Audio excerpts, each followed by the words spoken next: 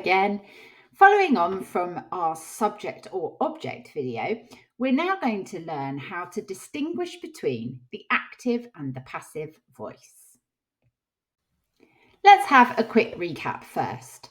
So last time we learned that to build a simple sentence, we just need a subject, a verb, and an object, where the verb is the action word, the subject is whatever is doing the verb, and the object is having the verb done to it. Let's discuss the active voice first. And we do usually construct sentences in the active voice, and we do this in the order subject, verb, object. Oscar tickles the shark. Oscar is the subject. He is doing the tickling, which is the verb, and it is the shark that is being tickled. So the subject performs the action of the verb, and the object is having the verb done to it. Using the active voice makes your writing stronger and more direct.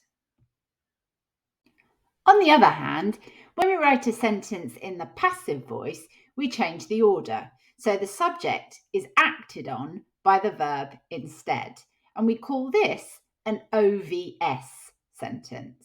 And you can see here, we now have the shark was tickled by Oscar. So we've just changed the order. And don't forget to look out for the words was, were, and by, because these are also clues to a passive voice sentence. Did you know that the passive voice can be used to make our writing sound more formal or more objective? It focuses more on the result of the action rather than the person or thing performing it. And now something to look out for. Don't get confused if there appears to be no subject. Just see if you can add the word by and a subject at the end and see if it still makes sense. So you can see in this sentence here, we have the shark was tickled.